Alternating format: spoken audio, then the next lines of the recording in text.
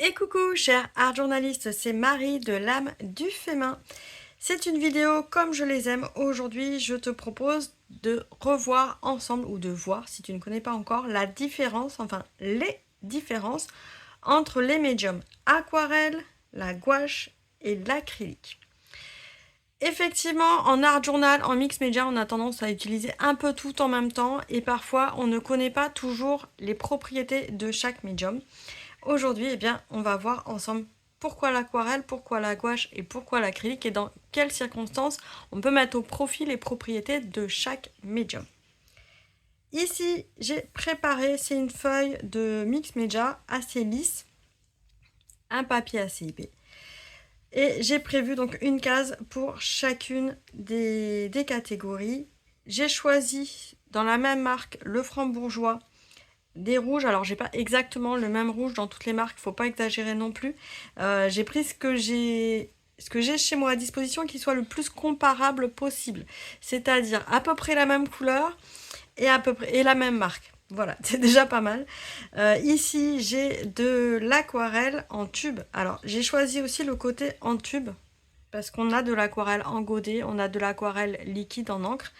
Je me suis dit, comparons ce qui est comparable. Prenons des matières qui sont en tube pour savoir, en fait, pour t'expliquer pourquoi on a des tubes qui se ressemblent à peu près et pourquoi ça n'a exactement rien à voir à l'intérieur. Donc de l'aquarelle ici en tube avec du rouge rubis. Ici de la gouache de la gamme Color Co, plutôt du rouge primaire. Alors je connais pas encore tous les détails, gouache tempura, etc. Enfin là il faudrait creuser davantage. Et enfin de l'acrylique fine, donc de bonne qualité, rouge primaire également, sur un plus gros tube, mais là c'est juste la taille qui varie, on est d'accord. Sur cette feuille, j'ai un espace blanc, un espace avec un trait noir à chaque fois. Ce trait noir, en fait, ça va nous permettre d'avoir une indication directe de la transparence du médium qu'on utilise. Parce que la grande différence entre ces différents médiums, ça va être l'utilisation qu'on va pouvoir en faire avec l'eau et la transparence et le rendu couleur à la fin. Ce qu'il faut savoir, c'est que dans tous ces tubes ici, on a une part. Alors les proportions vont changer en fonction des marques, en fonction des gammes, mais on a une part de pigments. Les pigments, c'est quoi? C'est une matière inerte broyée. Alors parfois ça peut être végétal, souvent minéral, ça peut être aussi parfois synthétique, donc issu d'une réaction chimique. Et donc c'est ce qui donne la couleur en fait. Le pigment, résume, c'est ce qui va donner la couleur. Mais pour que ce pigment il puisse adhérer à notre support, on va rajouter des liants. Donc les liants, c'est comme son nom l'indique, ça va lier, ça colle. C'est vraiment des bases de colle. On va avoir des colles qui vont être plutôt de nature, j'allais dire, assez naturelle dans le sens où c'est directement extrait de matière organique, comme la gomme d'arabique par exemple. Mais on peut avoir des liants synthétiques, comme des colles issues de la pétrochimie. Voilà. Ça, c'est ce qui va faire, en fait, la nature déjà des matériaux de base, c'est ce qui va faire le tarif aussi de base.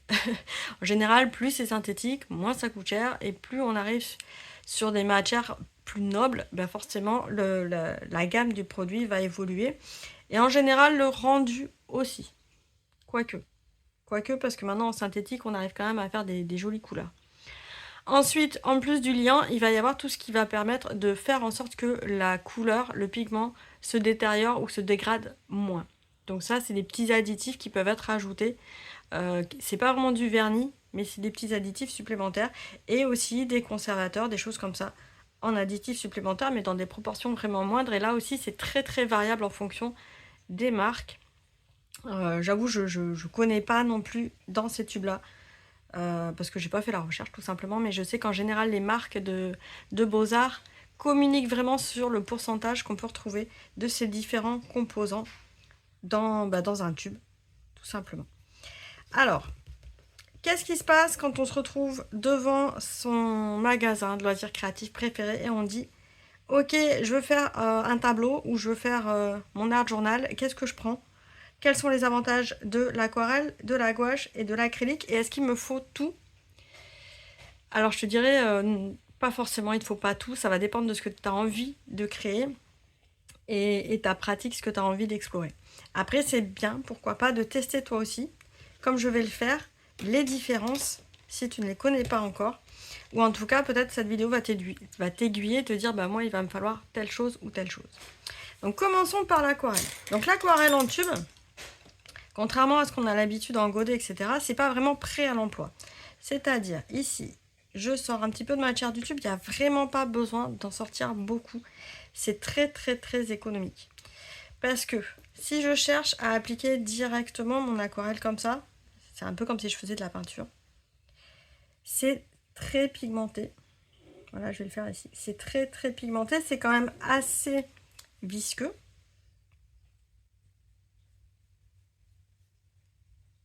Et en général, on n'utilise pas son aquarelle en direct comme ça. Et on voit que c'est très intense ici en couleur. Le rouge, il marque quand même très très bien. Par contre, c'est plutôt transparent. On est d'accord. Je vais en rajouter, enfin je ne vais même pas en rajouter. Je vais diluer maintenant avec l'eau. C'est 3 médiums à savoir, parce que j'ai pas sorti la peinture acrylique exprès, parce que la peinture à l'huile. J'ai pas sorti de peinture à l'huile, parce que la peinture à l'huile, on arrive sur une catégorie différente qui n'est pas soluble dans l'eau. Ici, on a les 3 médiums qui sont solubles dans l'eau. Et la particularité première de l'aquarelle, c'est que justement, on va chercher à la diluer. Et l'aquarelle, son grand atout, hop, je rajoute de plus en plus d'eau. Voilà, c'est qu'on peut vraiment chercher à la diluer et à l'estomper. Alors là, je suis vraiment partie sur quelque chose de très très très saturé en matière. Donc je vais rincer mon pinceau. Et voilà, je vais chercher à diluer petit à petit ma couleur. Donc ça, c'est pour l'aquarelle où on peut chercher, voilà, des nuances différentes dans la couleur en diluant avec de l'eau. La particularité, autre particularité de l'aquarelle, alors je vais prendre un autre pinceau là tout de suite. Hop, si je mets de l'eau ici, transparente, je vais pouvoir m'amuser à la faire infuser. Voilà, dans l'eau, ça va me faire des effets différents. L'aquarelle va pouvoir se réactiver dès qu'on va remettre de l'eau dessus. Que ce soit dans l'heure, que ce soit 2 jours après, que ce soit 3 ans après. L'aquarelle, on peut retravailler dessus. Donc je vais pour le moment laisser sécher. On va passer à la gouache et je te montrerai ensuite comment réactiver l'aquarelle, l'effet qu'on a. Ça, c'est l'aquarelle. La gouache. Alors, quelle est la différence entre la gouache et l'aquarelle? Parce que tu as dû entendre aussi parler de la gouache qui s'active aussi avec l'eau. On peut travailler la gouache aussi bien, pareil, assez pure, comme ici. On va refaire exactement le même test, même si c'est pas vraiment comme ça qu'on va les utiliser au quotidien. Mais là, par contre, on voit que tout de suite, ma gouache, elle est déjà un petit peu plus épaisse. Elle est plus pâteuse. Et si je mets une couche épaisse, on a quelque chose d'un petit peu plus opacifiant. Donc la gouache, en fait, est plus opaque. Clairement plus opaque que l'aquarelle. Ça fait partie de sa qualité. La gouache aussi a un rendu mat.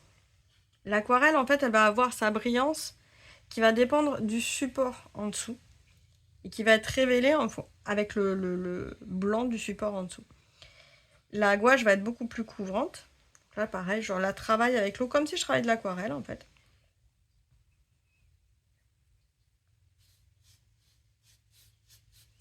Et on va avoir un petit peu plus d'opacité, mais c'est pas encore parfait. Hein.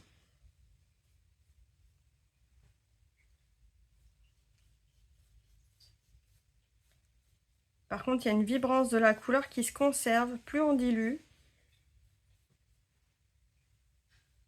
plus la... Enfin, voilà, même en diluant, pardon, la vibrance de la couleur reste. Donc on a quelque chose de plus en plus transparent. mais la couleur ne s'affadit pas comme ou devient pas pastel comme peut l'être avec l'aquarelle. Où l'aquarelle, on a quelque chose de plus pastel, de plus diffus, de plus dilué. Avec ces petits effets d'auréole comme on aime bien dans l'aquarelle, on va pas avoir cet effet là dans la gouache. Si je fais l'effet goutte d'eau, ah j'ai de l'aquarelle qui s'est mis dedans. J'aurais pas dû prendre ce pinceau là. Voilà, j'enlève. On va prendre l'autre pinceau, voilà. Si je veux faire l'effet goutte d'eau de la gouache, voilà, dans un support déjà humide, on a cet effet qui va se diffuser.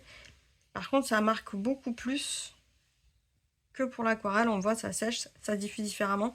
La couleur va interagir différemment par rapport au pinceau et par rapport à l'eau. La propagation des pigments va se faire différemment dans la couleur. Ça, c'est les grosses différences d'utilisation. Et la gouache, par contre, on va pouvoir la retravailler tant qu'elle est encore un peu humide sur notre support. Normalement, une fois qu'elle est fixée, c'est plus compliqué. Mais ça craint quand même l'humidité. Donc on va quand même réactiver aussi un peu la gouache, mais pas aussi facilement que l'aquarelle. Enfin, l'acrylique.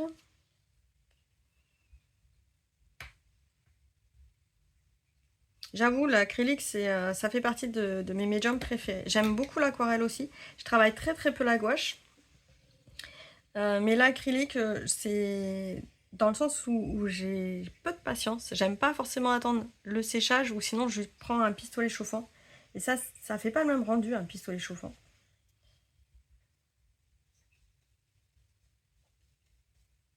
Alors ici, on a une peinture acrylique et on voit que limite la gouache, elle est plus opaque.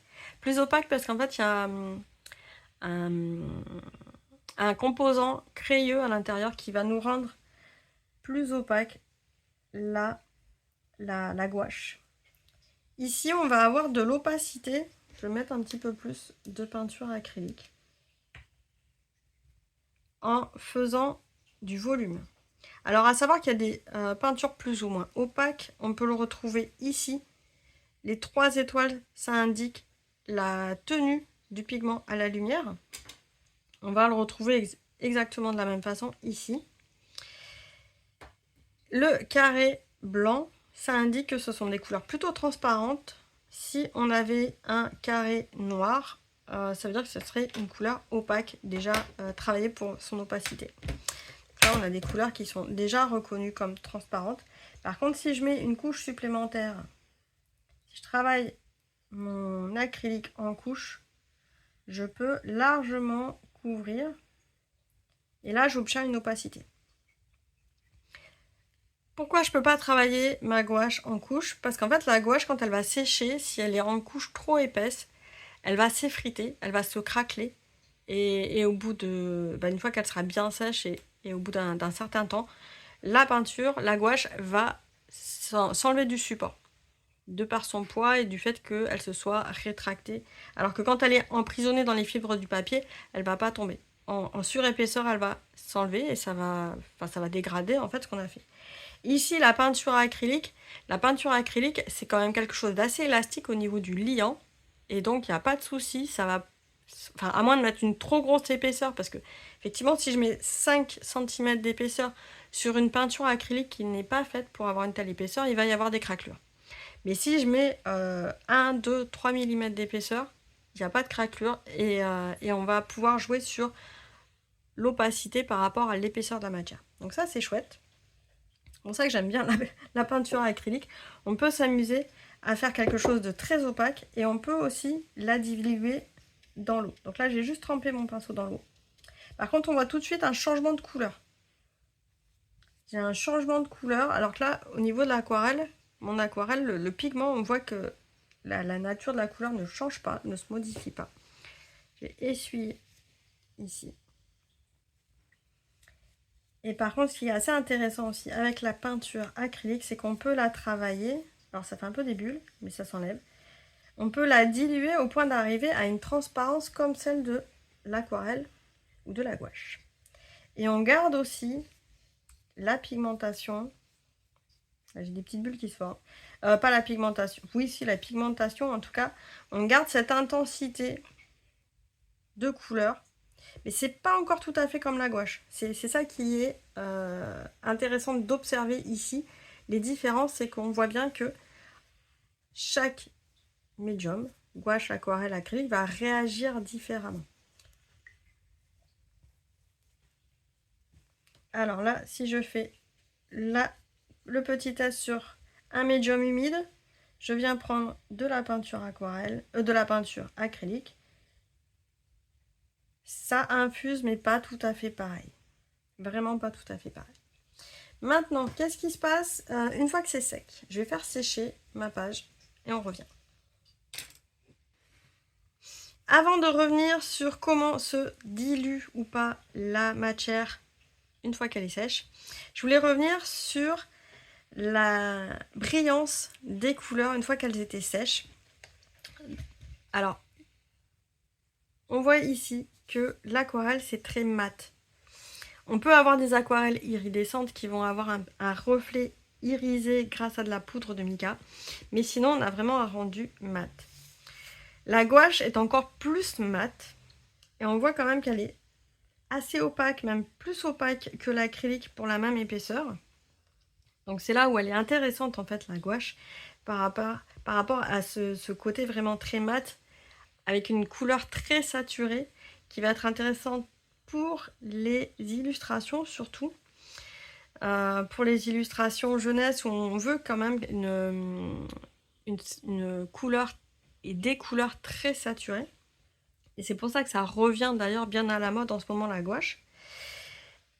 Même si on dilue notre gouache, on continue à conserver des couleurs vives et saturées. Alors que quand on dilue l'aquarelle, on arrive sur des choses beaucoup plus douces, beaucoup plus en nuances. Ici, l'acrylique, on voit tout de suite qu'elle est brillante. On voit cet aspect brillant. Alors surtout si on met une épaisseur.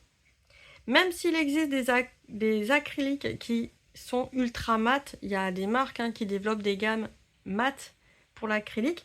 Donc peut-être qu'elles vont se comparer à la gouache. Enfin là, moi, j'en ai pas sous la main pour vraiment faire la différence.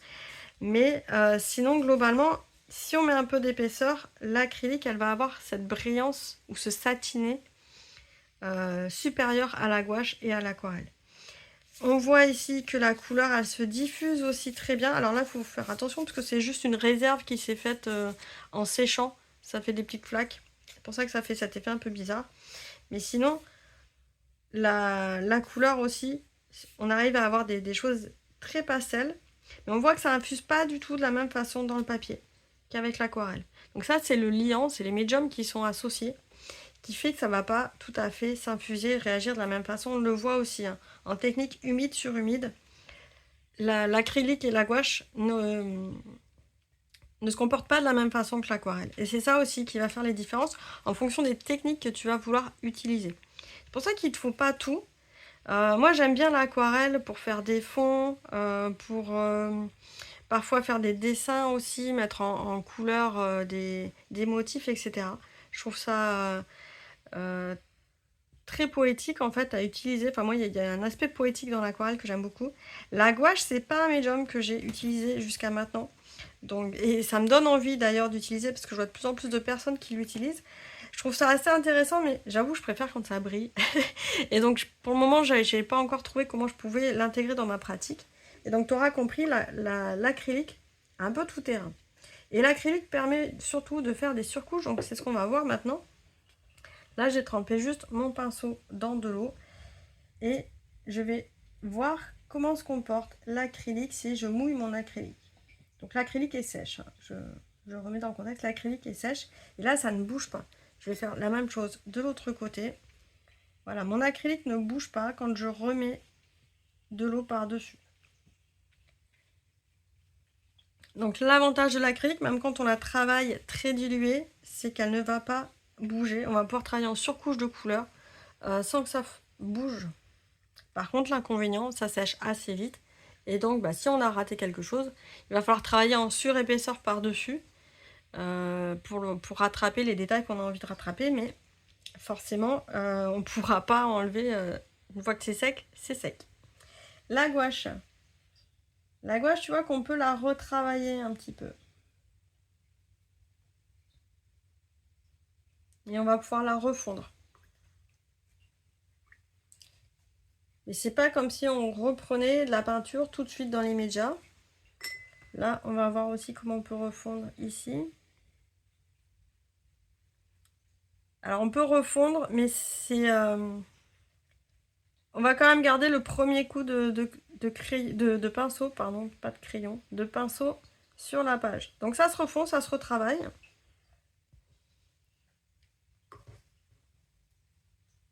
Mais ça reste quand même assez diffus et limité.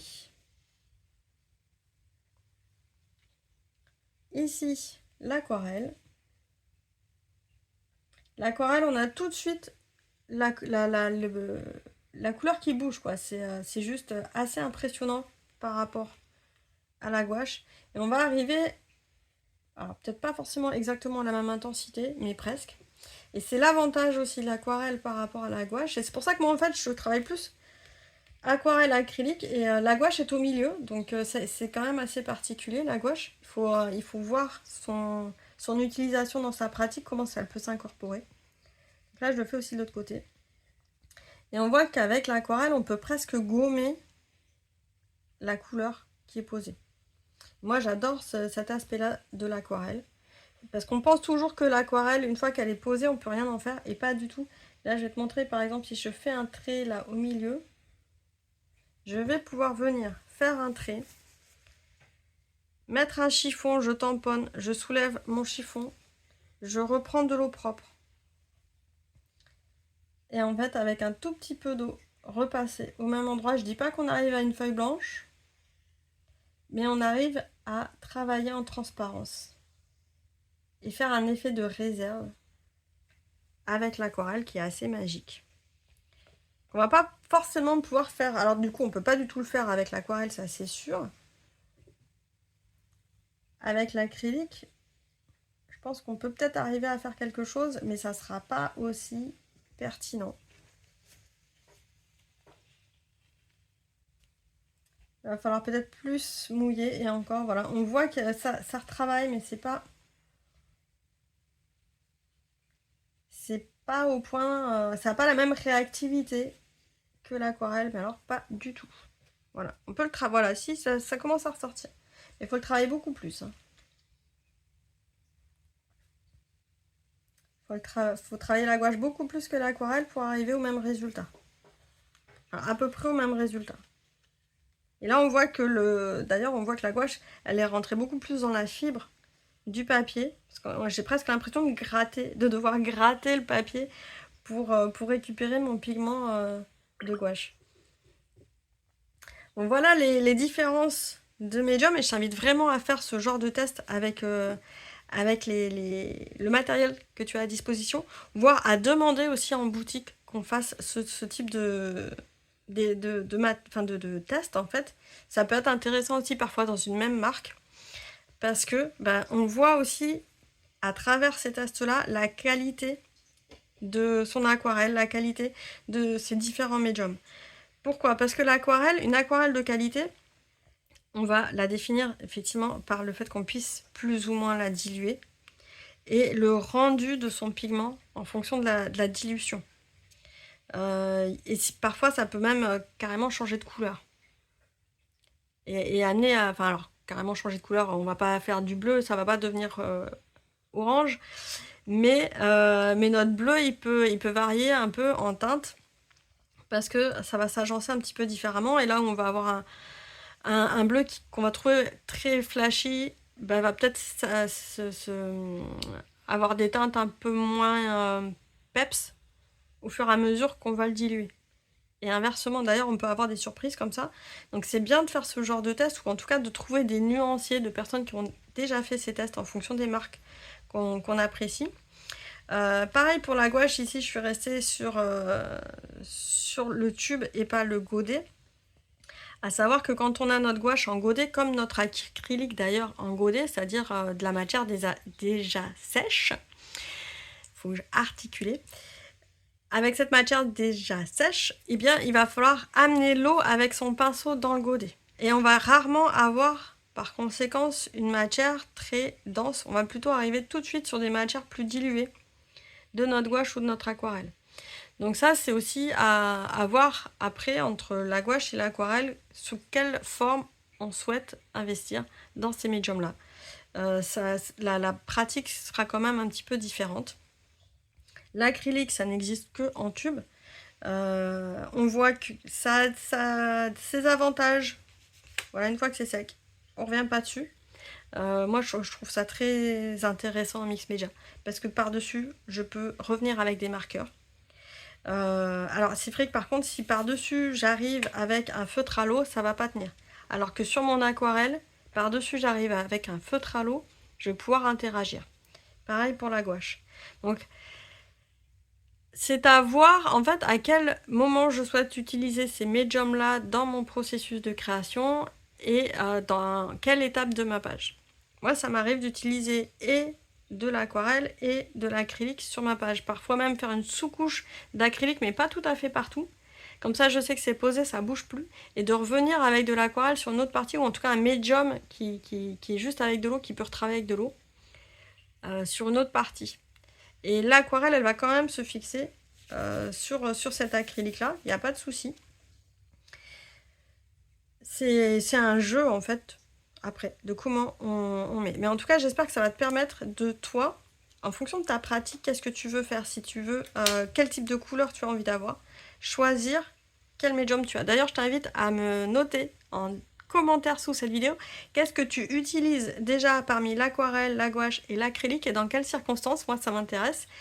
Et ensuite, est-ce que ici tu as découvert des propriétés que tu ne connaissais pas, ou est-ce que c'est aussi une pratique que tu fais toi quand tu as du matériel, de noter les différences et de te garder comme ça. Moi j'ai un petit cahier des techniques et je me garde comme ça mon retour d'expérience et je sais que je peux revenir 6 mois après, 1 an après, 10 ans après.